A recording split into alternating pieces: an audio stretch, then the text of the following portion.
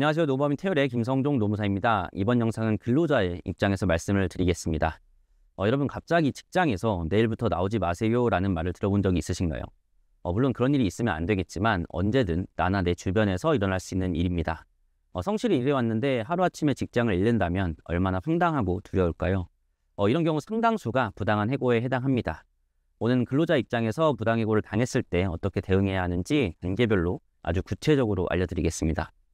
특히 해고를 당하신 지 3개월이 지나지 않았다면 집중해주세요.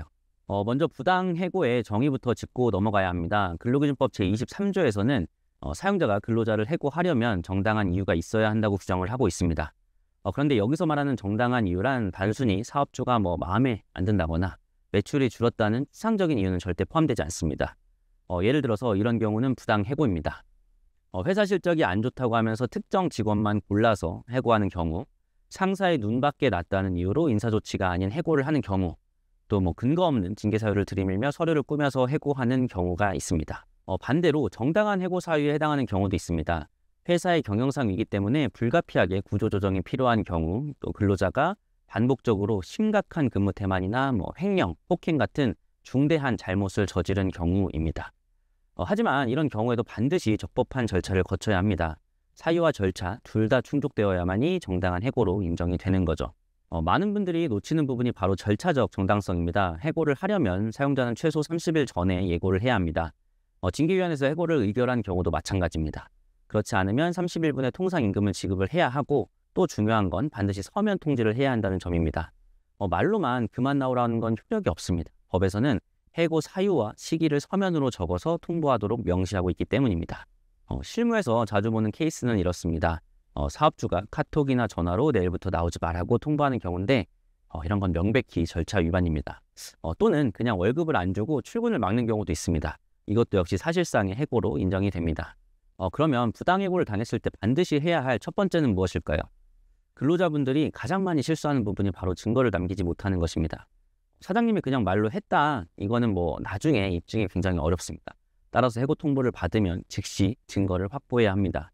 문자나 카톡, 이메일을 캡처한다거나 통화를 녹음한다거나 아니면 해고 통보서, 인사 발령문 등의 문서, 회사에서 작성한 징계위원회 회의록 등 근로자 입장에서 확보할 수 있는 증거들은 최대한 확보를 해야 합니다. 이런 자료들이 모이면 노동위원회나 법원에서도 훨씬 유리해집니다. 만약 회사가 자발적으로 그만둔 것이라고 주장할 가능성이 있다면 억지로 작성하게 된 사직서도 함께 증거로 보관해야 합니다. 강요된 사직서는 사직이 아니라 사실상의 해고로 보기 때문이죠. 증거를 확보했다면 이제는 구제 신청 절차로 들어가야 합니다.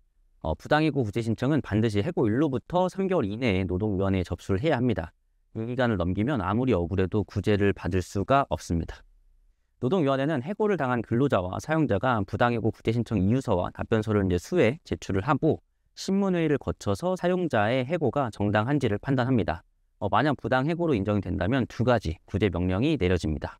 원직복직 명령은 예전 직장으로 복귀할 수 있는 권리이고, 해고 기간 동안의 임금 상당액을 지급하는 것은 예를 들어 6개월 동안의 부당해고 상태였다면 그 기간 동안 받아야 할 임금을 보상받게 됩니다.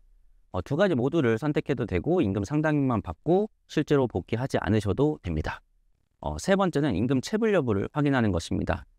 해고와 동시에 밀린 임금, 퇴직금, 연차수당 등의 체불이 수반되는 경우가 많습니다.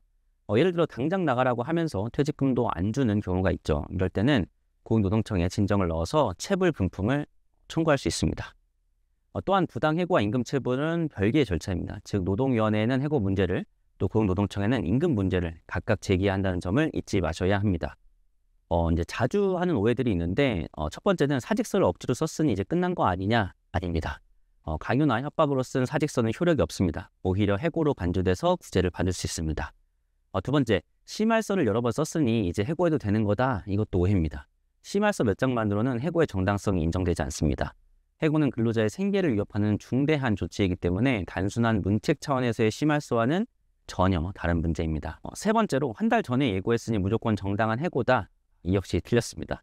해고 예고는 단순히 절차적 요건일 뿐이고 반드시 정당한 사유가 함께 있어야 합니다. 제가 노무사로서 이제 간단한 팁을 드리자라고 하면 제가 현장에서 느끼는 건 많은 근로자분들이 부당해고를 당했을 때 감정적으로 대응하다가 불리해지는 경우가 많다는 겁니다. 예를 들어 상사와의 다툼에서 욕설이나 과격한 행동이 나오면서 오히려 그게 또 해고 사유로 사용될 수도 있습니다. 따라서 반드시 침착하게 증거를 모으고 법적인 절차를 밟는 것이 중요합니다. 또 하나, 혼자 대응하기 어려우면 전문가의 도움을 받는 것도 좋은 방법입니다. 사건 초기에는 노무사의 상담을 받으면 전략을 세우는 데 큰 도움이 됩니다. 자, 오늘 내용을 정리해 보겠습니다. 부당해고란 정당한 이유와 절차 없이 근로자를 해고하는 것입니다. 해고를 당했다면 가장 먼저 증거를 확보하세요. 그리고 해고일로부터 3개월 이내에 노동위원회에 구제 신청을 하셔야 합니다. 체불임금은 별도로 고용노동청에 진정을 넣어야 합니다.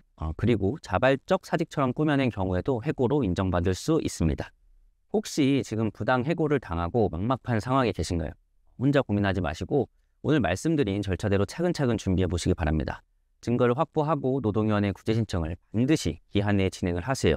또 궁금한 점이 있다면 댓글로 남겨주세요. 여러분의 권리를 지키는 데 큰 힘이 됩니다. 감사합니다.